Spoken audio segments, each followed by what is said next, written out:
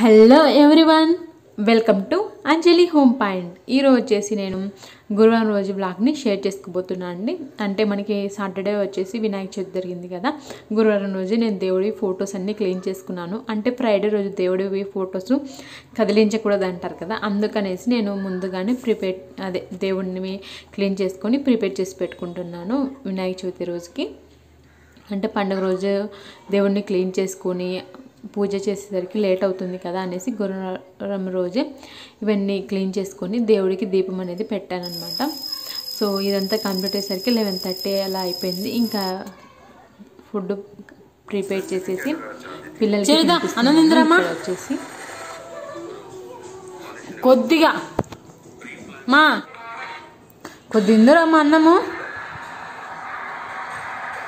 చెర్వి.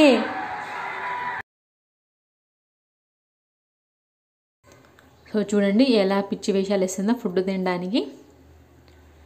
ఇంకా తనకి తినిపించేసి అకిరాకి తినిపించేసాను. ఇంకా 1:10కి అకిరాకి ఆన్లైన్ క్లాసెస్ అన్నిటి జరిగాయి. ఆన్లైన్ క్లాసెస్ కంప్లీట్ అయిపోయేసరికి 3 అయిపోయింది. 3 o'clockకి ఇంకా పిల్లల్ని పడుకోబెట్టేసి వాళ్ళకి ఈవినింగ్ స్నాక్ లాగా ఇలా లడ్డూని ప్రిపేర్ చేస్తున్నాను. ఇమ్యూనిటీ లడ్డూని. అంటే కరోనా టైంలో ఇమ్యూనిటీ పెంచుకోవడం మనకు చాలా ఇంపార్టెంట్ కదా, అందుకనేసి అన్ని డ్రై ఫ్రూట్స్తో కలిపి లడ్డు అనేది ప్రిపేర్ చేస్తున్నాను. ఇక్కడ వచ్చేసి స్టవ్ మీద ప్యాన్ పెట్టుకొని 3 స్పూన్ల వరకు నెయ్యిని యాడ్ చేసుకున్నాను. ఇందులోనే సన్నగా చాప్ చేసి పెట్టుకున్న జీడిపప్పు, బాదం పప్పు, పిస్తా పప్పుల్ని వేసుకుంటున్నాను ఒకదాని తర్వాత ఒకటి. అన్నీ కూడా ఈక్వల్ క్వాంటిటీలో తీసుకున్నాను. ఇవన్నీ దూరగా ఫ్రై చేసుకోవాలి, మరీ మాడిపోకూడదండి, లైట్గా ఫ్రై చేసుకుంటే సరిపోతుంది. చూడండి ఈ విధంగా కలర్ చేంజ్ అయ్యాయి కదా లైట్గా. ఇప్పుడు వీటిని పక్కన ప్లేట్లోకి తీసుకోవాలి. ఇప్పుడు ఇందులోనే గుమ్మడి గింజలను తీసుకుంటున్నాను. సో గుమ్మడి గింజలు మన హెల్త్కి చాలా ఇంపార్టెంట్ అండి, ఇమ్యూనిటీ పవర్ కోసము. అదేవిధంగా అవిసె గింజలు తీసుకుంటున్నాను. ఫ్లాక్స్ సీడ్స్ అంటాం కదా, వాటిని వచ్చేసి ఒక 1/2 కప్పు వరకు తీసుకుంటున్నాను. ఇప్పుడు ఈ రెండింటిని కూడా దూరగా ఫ్రై చేసుకోవాలి. అంటే పిల్లలనే కాదని పెద్దలు కూడా ఎవరైనా తీసుకోవచ్చు. ఇప్పుడు ప్రజెంట్ మనం ఉండే సిచ్యువేషన్లో ఇమ్యూనిటీ పవర్ అనేది మనకి చాలా ఇంపార్టెంట్ కదా, అందుకనేసి ఇలా హెల్తీగా లడ్డు అనేది ప్రిపేర్ చేస్తున్నాను. ఇవి కూడా ఫ్రై అయిన తర్వాత పక్కన తీసుకోవాలి. ఇప్పుడు ఇందులోనే సన్నగా చాప్ చేసి పెట్టుకున్న కిస్మిస్ని కూడా వేసుకొని దూరగా ఫ్రై చేసుకోవాలి. ఇవి కూడా ఫ్రై అయిన తర్వాత వీటిని కూడా వేరే ప్లేట్లోకి తీసుకోవాలి. నేను ఇక్కడ వచ్చేసి ఈ కప్పుతో అన్ని డ్రై ఫ్రూట్స్ తీసుకున్నాను కదా, ఇదే కప్పుతో 2 కప్పుల వరకు ఎండు కొబ్బరి తురుమును యాడ్ చేసుకుంటున్నాను. ఒకవేళ మీ దగ్గర పచ్చి కొబ్బరి తురుము ఉంటే కనుక అదైనా యాడ్ చేసుకోవచ్చు. ఈ ఎండు కొబ్బరిని అంతా వేసుకొని దీన్ని కూడా దూరగా ఫ్రై చేసుకోవాలి. చూడండి ఎండు కొబ్బరి లైట్గా ఫ్రై అయింది కదా. ఇప్పుడు ఇందులో వచ్చేసి ఒక 2 స్పూన్ల వరకు గసగసాలను యాడ్ చేసుకోవాలి. గసగసాలు అనేవి చివర్లో యాడ్ చేసుకోవాలి, ఎందుకంటే ఇవి త్వరగా వేగుతాయి కాబట్టి. ఇవి వేసిన తర్వాత కూడా ఫ్రై చేసుకోవాలి. ఒక 2 minutes వరకు ఫ్రై చేసుకొని వీటిని పక్కన ప్లేట్లోకి తీసుకోవాలి. చూడండి అన్నింటినీ కూడా ఒకే ప్లేట్లోకి తీసుకున్నాను. ఇప్పుడు ఇంకొక పెద్ద ప్యాన్ పెట్టుకోవాలి. నేను ఈ కప్పుతో ఇందాక డ్రై ఫ్రూట్స్ అన్నీ తీసుకున్నా కదా, అదే కప్పుతో 2 కప్పుల వరకు బెల్లం తురుమును యాడ్ చేసుకుంటున్నాను. మీరు కావాలనుకుంటే షుగర్నైనా యాడ్ చేసుకోవచ్చు. ఇక్కడ నేను పిల్లలకు పెడుతున్నాను కదా అనేసి బెల్లంని యాడ్ చేస్తున్నాను. 2 కప్పుల బెల్లానికి 1 కప్పు వాటర్ అనేది యాడ్ చేశాను. బెల్లంని మెల్ట్ అయినంత వరకు మనం లో ఫ్లేమ్లోనే ఉంచుకొని కుక్ చేసుకోవాలి. చూడండి బెల్లం అనేది మెల్ట్ అయిపోయింది కదా, కొద్దిగా డస్ట్ అనేది ఉంది, అంటే నలకలు అనేవి ఉంటాయి కదా బెల్లంలో, అందుకనేసి నేను ఈ బెల్లం సిరప్ని టీ స్ట్రైనర్తో వడబోసుకుంటున్నాను అనమాట. స్టవ్ ఆఫ్ చేసుకొని చూడండి వడబోసుకున్న తర్వాత వడబోసిన బెల్లం సిరప్ని మళ్ళీ అదే ప్యాన్లో వేసుకోవాలి. స్టవ్ ఆన్ చేసుకొని ఈ బెల్లం సిరప్ని మనము ఇంకా కాస్త దగ్గరగా తయారైనంత వరకు మనం కుక్ చేసుకోవాలి. అంటే తీగ పాకం ఏం రావాల్సిన అవసరం లేదండి. ఈ లడ్డూల కోసము మన చేతులకు స్టిక్కీ కన్సిస్టెన్సీ వస్తే సరిపోతుందన్నమాట. ఈ బెల్లం సిరప్ అనేది చూడండి ఈ విధంగా స్టిక్కీగా ఉండాలి మన చేతులకి, ఈ విధంగా. ఒకవేళ మీరు షుగర్ సిరప్తో ప్రిపేర్ చేస్తే షుగర్ సిరప్ అయితే ఖచ్చితంగా తీగ పాకం రావాలన్నమాట. బెల్లం సిరప్కి అయితే ఇలా స్టిక్కీ కన్సిస్టెన్సీ వస్తే సరిపోతుంది. ఇప్పుడు నేను స్టవ్ ఆఫ్ చేసుకుంటున్నాను. స్టవ్ ఆఫ్ చేసుకొని మనం ఇందాక ఫ్రై చేసి పెట్టుకున్నాం కదా డ్రై ఫ్రూట్స్, వాటన్నిటిని కూడా యాడ్ చేసుకుంటున్నాను. సో ఈ గుమ్మడి గింజలు, అవిసె గింజలు, ఇలా డ్రై ఫ్రూట్స్ అన్నీ యాడ్ చేసాం కదా, చాలా ఇమ్యూనిటీ అనేది మన బాడీకి అందుతుంది అనమాట. ఇలాంటి లడ్డు రోజుకొకటి తిన్నామంటే. సో ఇవన్నీ వేసుకొని బాగా కలుపుకోవాలి. బాగా కలుపుకున్న తర్వాత మళ్ళీ స్టవ్ ఆన్ చేసుకోవాలి. స్టవ్ ఆన్ చేసుకొని ఇది ఇంకా దగ్గరగా తయారవ్వాలన్నమాట. అంటే మనకు లడ్డూలను చుట్టుకోవడానికి లడ్డూలను చుట్టుకోవడానికి దగ్గరగా రావాలన్నమాట. అంత కన్సిస్టెన్సీ వరకు మనం కుక్ చేసుకోవాలి వీటిని. చూడండి ఇందాక మనకు లూజ్గా ఉండేది ఇప్పుడు కొద్దిగా టైట్గా తయారైంది కదా.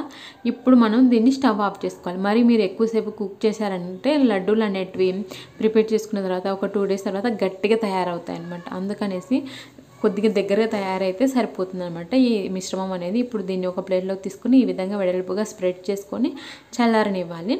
మరి పూర్తిగా చల్లారనివ్వకండి, మనకు లడ్డూల్లో చుట్టుకోవడానికి కష్టంగా ఉంటుందన్నమాట. లడ్డూల మాదిరిగా రావు అనమాట ముద్దలాగా. అందుకనేసి కొద్దిగా గోరువెచ్చగా ఉన్నప్పుడు చేతులకు నెయ్యిని అప్లై చేసుకొని ఇలా లడ్డూల మాదిరిగా ప్రిపేర్ చేసుకోవాలి. ఈ లడ్డూలు అన్నింటి మనకి 20 రోజుల వరకు ఫ్రెష్గా ఉంటాయండి. ఫ్రిడ్జ్లో కూడా పెట్టాల్సిన అవసరం లేదనమాట. సో పిల్లలకి ఈవినింగ్ స్నాక్ లాగా అలా చేసి పెట్టచ్చు, బాగుంటాయి వాళ్ళకి హెల్త్కి. అదేవిధంగా పిల్లలే కాకుండా మనం కూడా తిన్నామంటే హెల్త్కి చాలా మంచిది అనమాట. ఇలా అన్నింటినీ కూడా లడ్డూల మాదిరిగా ప్రిపేర్ చేసుకోవాలి. సో 20 రోజుల వరకు ఫ్రెష్గా ఉంటాయి కాబట్టి ఎక్కువ మొత్తంలో కూడా చేసుకొని మనం స్టోర్ చేసుకోవచ్చు ఈ లడ్డూలు అనేటివి. సో ఈవినింగ్ వచ్చేసి 4:30 అలా అయింది ఇదంతా ప్రిపేర్ చేసేసరికి. ఇంకా ఇక్కడ వచ్చేసి మా వాషింగ్ మిషన్ అనేది రిపేర్ వచ్చిందనమాట. ఒక 2 days నుంచి వర్క్ అవ్వడం లేదు, పిఈ ఎర్రర్ అని చూపిస్తుంది. అంటే ఇంకా మేము ఏం చేసామంటే యూట్యూబ్లో సెర్చ్ చేసామంట ఏమన్నా ఇంట్లోనే రిపేర్ చేసుకోవచ్చేమో అని మా ఆయన రిపేర్ చేసామంట. ఆ పార్ట్ పోయిందనమాట. ఆ పార్ట్ ప్రాబ్లం వచ్చి ఇక్కడ వచ్చేసి పిఈ ఎర్రర్ అని చూపిస్తుంది వాషింగ్ మిషన్ ఆన్ చేసినప్పుడు. ఇంకా మా ఆయన ఏం చేశాడంటే వాళ్ళు యూట్యూబ్లో తెలుగులోనే చెప్పారనమాట. అవి తీసేసి ఒకసారి క్లీన్ చేసి పెట్టమన్నారనమాట. కొద్దిగా వైర్స్ అవి మేము అలా పెట్టినా కూడా వర్క్ అవ్వలేదు. ఇంకా మా ఆయన వచ్చేసి కొత్తది తీసుకొచ్చేసరికి అదే వాషింగ్ మిషన్ అనేది వర్క్ అవుతుంది. మేము అక్కడ రిపేర్ చేస్తుంటే ఇక్కడ చరిత లేచేసి ఈ రైస్ అంతా కింద పోసిందనమాట ఇంట్లో. మళ్ళీ ఇంకొక పని పెట్టింది తను నాకు దాని తర్వాత ఒకటండి. ఇది కంప్లీట్ అయిన వెంటనే సింక్ కూడా పనిచేయలేదు. సింక్ పైపు లూజ్ అయిపోయి వాటర్ అంతా లీక్ అయిపోయి కిచెన్ అంతా వాటర్ వచ్చాయన్నమాట. మళ్ళీ అది క్లీన్ చేసుకుని ఒకదాని తర్వాత ఒకటి ప్రాబ్లం రిపేర్స్ అన్నీ వచ్చాయన్నమాట మాకు ఒకటేసారి. సో ఇవన్నీ ఎత్తేసి క్లీన్ చేసేసి వంట చేసేసి అనమాట. ఇది వచ్చేసి నైట్ టైము. సో చూడండి చరిత నా హ్యాండ్ బ్యాగ్ ఎలా తగిలించుకుంది అది నాదే అనమాట. కబోర్డ్లో ఉండి తీసుకొని వచ్చుకొని దాన్ని హ్యాండ్కి తగిలించుకుంది. అసలు బ్యాగ్ ఇవ్వమంటే అస్సలు ఇవ్వడం లేదండి. సో చూడండి ఎలా చూస్తుందో. హ్యాండ్ కూడా చాలా పెద్దవాళ్ళ మాదిరిగా ఎక్కించుకుంటుంది అనమాట చేతికి. చూడండి ఇప్పుడు ఎక్కించుకుంటుంది చూడండి చేతికి.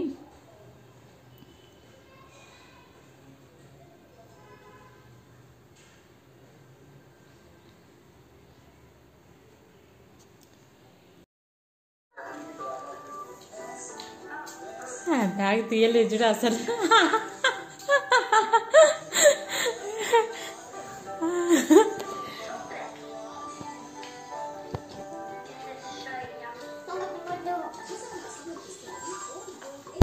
ఇంకా ఇది వచ్చేసి నైట్ డిన్నర్ అయిపోయిన తర్వాత అండి ఇంకా అన్ని రూమ్లలో బెడ్షీట్స్ అనేటివి చేంజ్ చేస్తున్నాను అనమాట.